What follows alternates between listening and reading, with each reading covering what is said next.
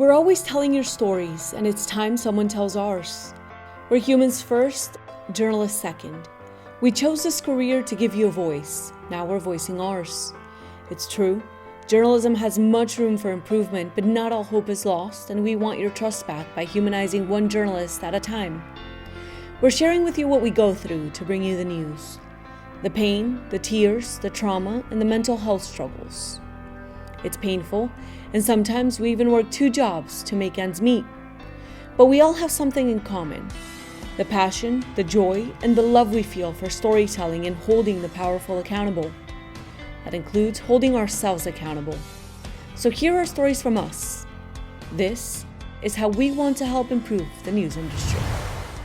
The Awakened Journalist is proud to present Media Healers by Emiliana Molina Fajardo.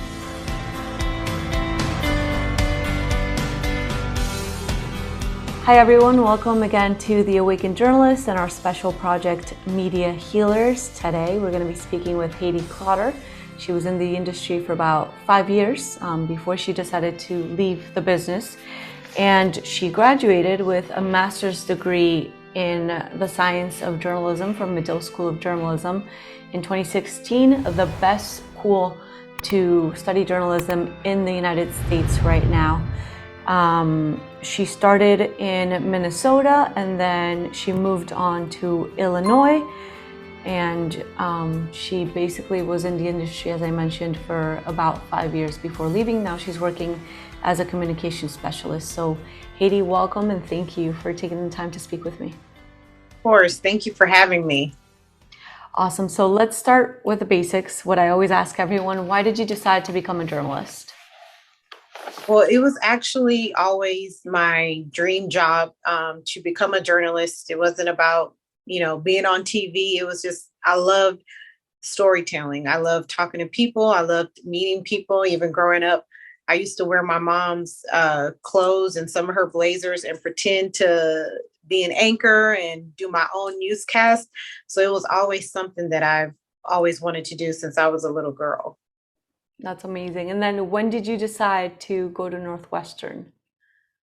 Well, I was working at AT&T as a customer service representative, and I had finished graduating from the University of Houston with my bachelor's in journalism, and so they were already calling me like student loans, like, okay, it's time to start paying back. So I'm like, I need to figure out, I need to go back to school because I'm not ready to start paying my loans.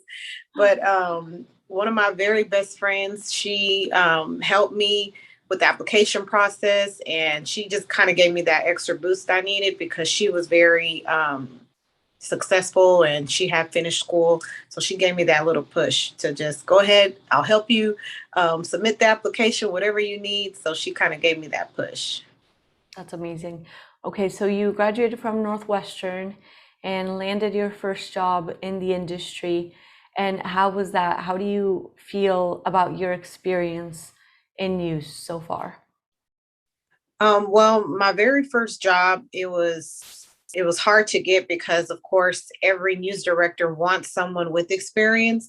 And just finishing grad school, I did not have that experience. But it took me about 4 months to land my first job. That seemed like a lifetime because my other friends either already had jobs or, had just gotten hired, and I was still waiting for that opportunity. But I knew I just needed someone to give me that chance. And I didn't care where the station was. I just knew if they offered me the job, I was going to take it. So I packed up my car and made the almost 20-hour drive to my first job. And, it was a brand new world experience for me.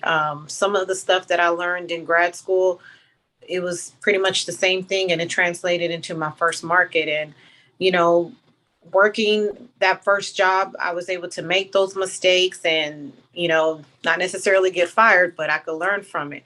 Got to meet new people, moved to a town that I didn't know anyone, I didn't know anything about, but, I made the best of it. I made friends, and I really cared about the community because otherwise, it's like if you don't give that city a chance or the people a chance, you'll just be miserable. And I didn't want to do that, especially being so far away from home. But it was great. Then I moved on to um, my like a mid-sized market, and I I was moving on up in the ladder, moving on up to the next market, and just getting that experience, meeting more people, getting better at storytelling, and getting new opportunities. So it was a great experience.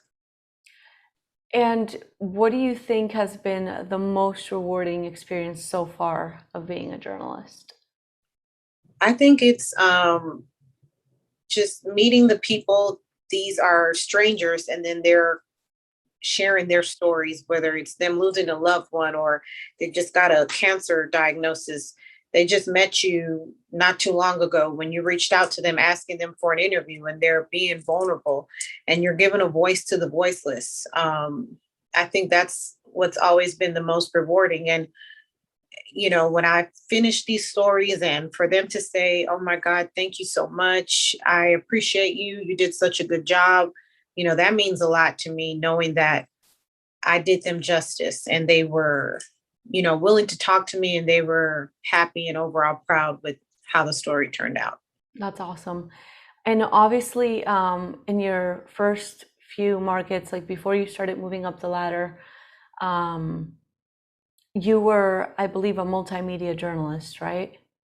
And just Yes. to remind people who are non-journalists who are listening, a multimedia journalist is a reporter who wears multiple hats. So they edit their own story, they write their own story, they shoot their own story, and they shoot themselves their own stand-up.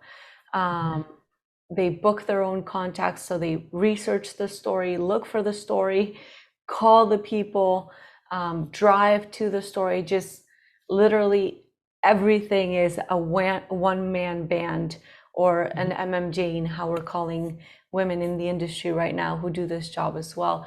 And it's really difficult to do great storytelling sometimes with all these different responsibilities. How was that experience for you? Yeah.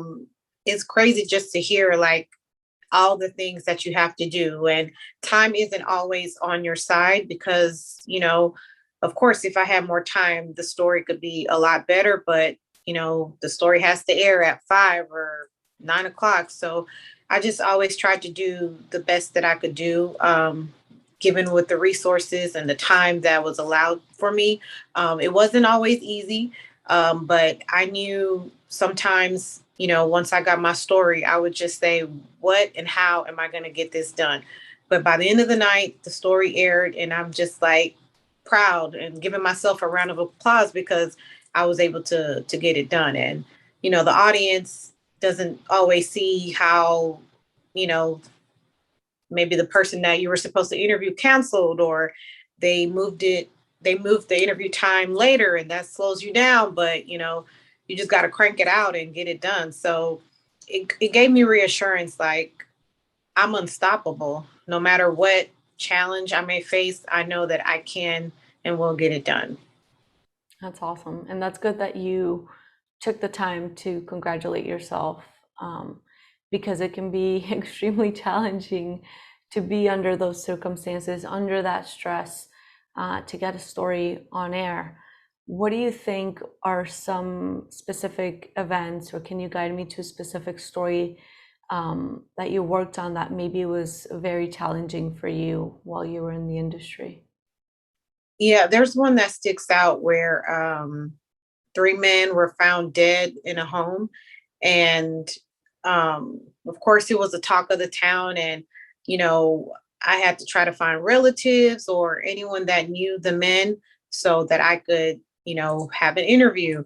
So that was a challenge because the location was maybe 45 minutes away. And then I had to pull over in the parking lot of the library as I'm making calls and sending messages on Facebook. And of course, that's the worst time, having to reach someone when they just lost a relative. But, you know, that's part of my job. So I just had to show compassion and hope that someone would talk to me, which they did. But it was just difficult. And, I'm human, of course. So, I mean, I can't imagine what that felt like, but it was just a sad story. These men were killed, and it ended up being by teenagers over drugs. So it was hard, but yeah, I got the relative to talk to me and a family friend. So the story got done, but that's something that, I haven't forgotten.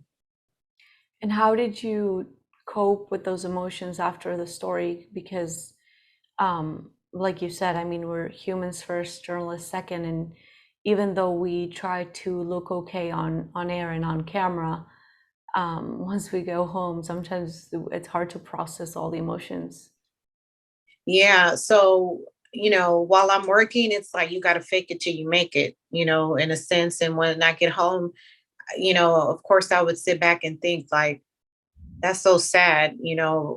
Three families are affected just like that in the blink of an eye. They each lost a relative, and then the families of the people accused of these crimes, and just the community, the people that knew them. So that is something always that I, just would think about. And as far as how would I deal with that, it's kind of like you just bottle it in, like your emotions are bottled in. And, tomorrow you might have to cover another shooting, or it could be, a peaceful story. But you just gotta just keep on moving, I guess. And it sounds cruel to say that, but I mean, that's the industry that we're in, you know? Um, Haydee, and to add to that stress of being an MMJ, sometimes covering hard stories as well, you mentioned to me over the phone previously that in one of the smaller markets that you worked in, your salary wasn't enough to make ends meet. Can you speak a little bit about that? Because to me, Underpaid, underpaid, underpaid. Being a journalist, when you're starting off, you're not in it for the money. Like you really want to pursue this career because you enjoy it. You want to make a difference. It's not about, oh, I'm going to make $100,000 in your first market. And if you do, lucky you. But that was not the case for me. But or me, or anyone I know. okay, or anyone that I know. And Once I know you a lot of journalists. once you pay your dues and you're like, okay, in a top 10 market and you've been there for 20 years, you're probably making close to $1 million. But yeah, it was not easy knowing that, okay, my paycheck was $625 every 2 weeks, and my rent was like $645. So thank goodness dad gave me his credit card. Yeah. So I was able to have, my family support from back home, but then, I even had to do other things like Uber and Lyft and, Instacart As you grocery were delivery. being a journalist. Yeah. So it was like, okay, I worked as a journalist, and then the days that I had off, I really wasn't off because I was doing like one of my side hustles, that would help me put gas in my car or buy food, or, if I wanted to buy a new dress for work. So it was challenging knowing that, like, I went to school, a top journalism school that was not cheap. The number one journalism The school in number the one nation. journalism school in the nation. And, I'm having to work my butt off because this job that I've always wanted to do isn't paying me enough. And do Uber with a master's degree while you're doing a dream job. Yeah. And while I'm on TV, and, like I said, people think, oh, you're on TV, you must get paid a lot of money. No, I don't. you Yeah. know, I do not. And, I didn't have always necessarily like a set schedule. So that's why I would do Uber and Lyft, because I could just do it whenever. Otherwise, I would have been working like, Walgreens or Walmart, whatever, just to, have more money in my pocket. Yeah, that's amazing. And I mean, props to you for doing that because I can't even imagine how hard that must have been if I was drained every time my weekend shift, like my weekends came around and I needed the mental health break or the space to just unwind. I can't imagine not having a break. So props to you for doing that for a while. Did you Thank you. ever have any health concerns while you were in the industry? Well, just as far as my mental health, it's a very stressful, draining job. It's constant pressure every day, coming up with story ideas, meeting deadlines, or you might be dealing with difficult people that you have to interview, or when you're out in the community and someone is, saying bad things about you because of the station you work for. So you know, that was difficult. So I had to talk to a therapist and, you know, to help me cope with that, which is something that I never thought I would do. And one of my friends, she kind of gave me that push, like it's working for me. Cause I was like, no, I don't want to do that. I just felt like, okay, I should have it together.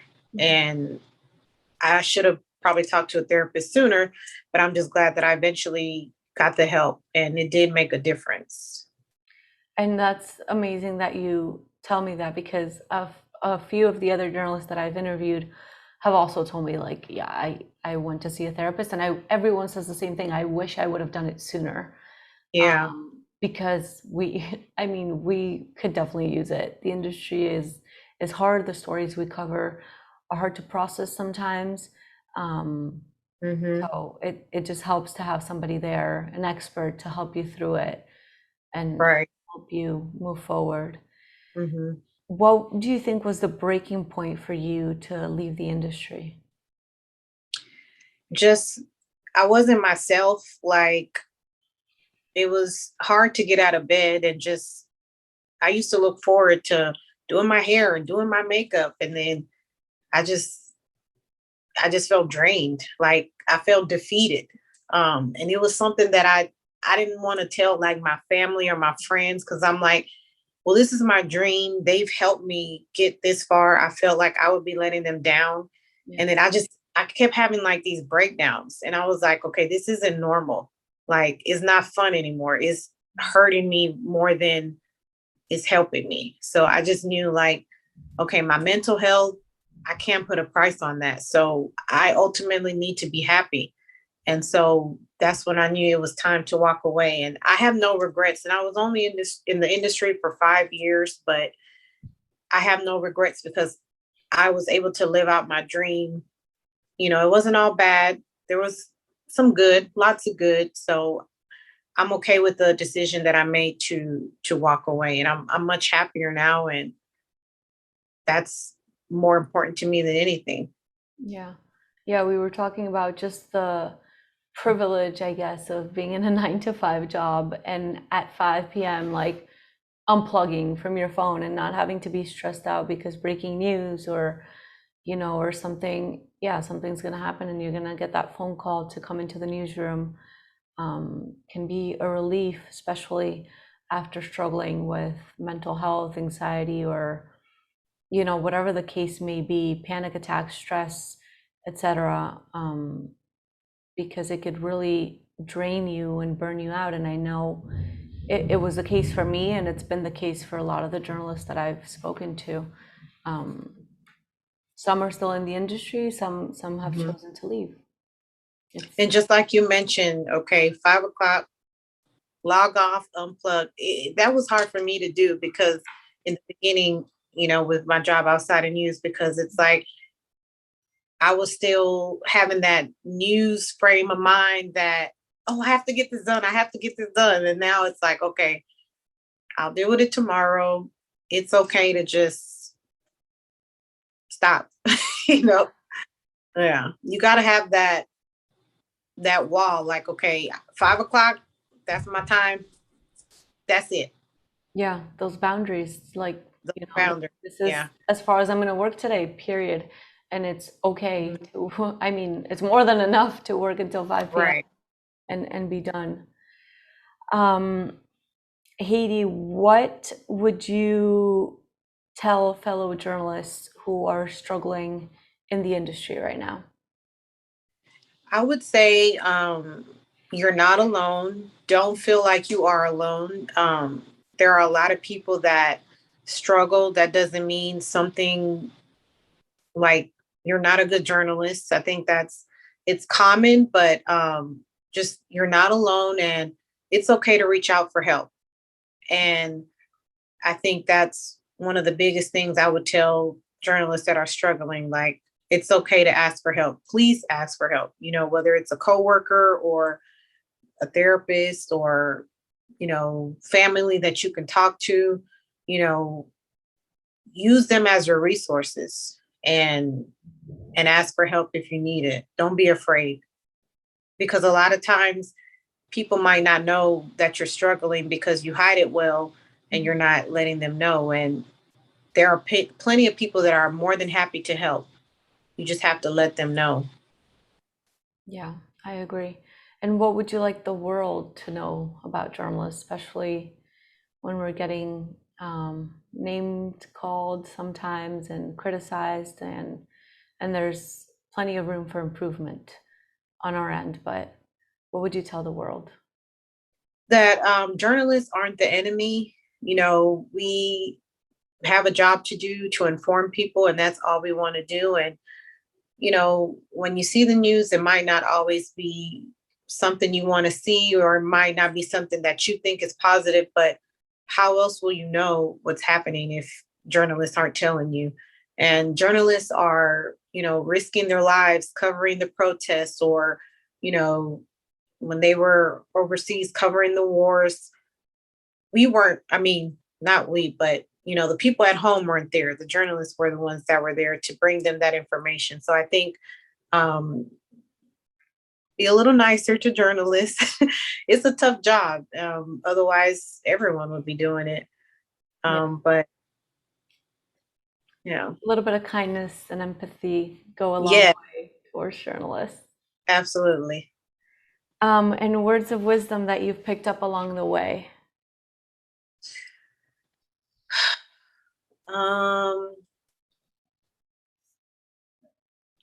Words of wisdom.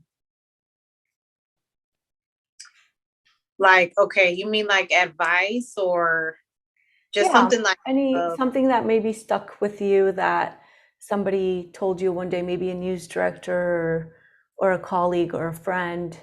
One example that I can think of is one of the journalists shared with me that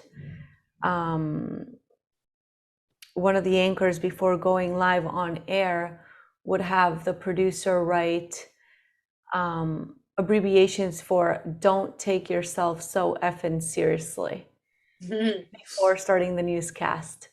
And that kind of helped him get through the newscast. And, because we make mistakes publicly, and so don't take yourself so effing seriously. Sometimes those mistakes go viral and then they live with you forever. Exactly. So they're going to live with you forever. You can't take yourself so effing seriously, because you're going to drown in your mistakes. And unfortunately, I also had a news director who used to tell me when I made a mistake once, he was like, relax, it wasn't a big deal. I was like, but it was a mistake on air. And he was like, he said it in Spanish, el que tiene boca se equivoca. So whoever has a mouth will mess up. Right. We're human, so it happens. Yeah. The difference is we make our mistakes publicly. And right. Okay. So now for the example. So, okay, before my live shot, I would always get nervous. And all I had to do was one of the most simplest things. Someone told me, just take a deep breath before you do your live shot. And that helped. And I was like, wow, why didn't I do that like a long time ago? Yeah. And just, don't overthink so much. Just say what you have to say. You don't have to do anything really extra and special. Like when you're doing a live shot, just talk. Yeah. And before just like it is. Yeah. Before it's time to start talking, and before that producer tells you in your year 3, 2, 1, you're live, just breathe. I think that's a great. Like you're talking to your mom, you know. Yeah, just breathe. Okay, I love that. Anything else you want to add before we part ways that maybe I didn't ask you? Thank you again. And I appreciate what you're doing, and I hope that anyone that is listening can know that, hey, I'm not alone, and maybe this will inspire them to share their story. hope so. Thank you, Haydee, for sharing your story with me. You're welcome. Journalists, this one's for you, to help you heal, to help you understand your worth, and to help you know you're not alone. So share the love and subscribe to Spotify and YouTube, and follow us on Instagram. The Awakened Journalist is proud to present Media Healers by Emiliana Molina Fajardo.